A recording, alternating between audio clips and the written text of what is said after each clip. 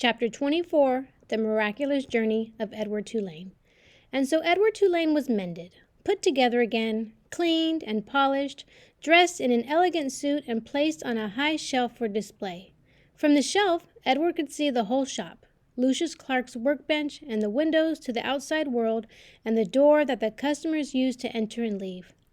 From this shelf, Edward saw Bryce open the door one day and stand in the threshold, the silver harmonica in his left hand flashing brilliantly in the sunlight flooding in through the windows. "Young sir," said Lucius, "I'm afraid that we made a deal." "Can I see him?" asked Bryce.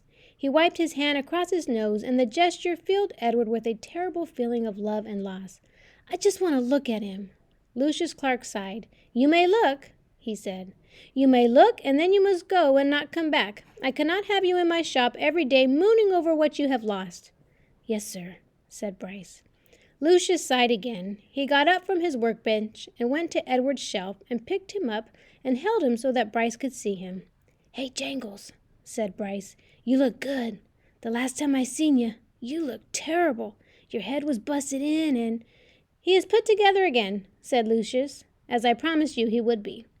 Bryce nodded. He wiped his hand across his nose. "Can I hold him?" he asked. "No," said Lucius. Bryce nodded again. "Tell him goodbye," said Lucius. "He is repaired. He has been saved. Now you must tell him goodbye." "Goodbye," said Bryce. "Don't go," thought Edward. "I won't be able to bear it if you go." "And now you must leave," said Lucius Clark. "Yes, sir," said Bryce. But he stood without moving, looking at Edward. "Go," said Lucius Clark. "Go." "Please," thought Edward, "don't." Bryce turned. He walked through the door of the doll mender's shop. The door closed. The bell tinkled, and Edward was alone.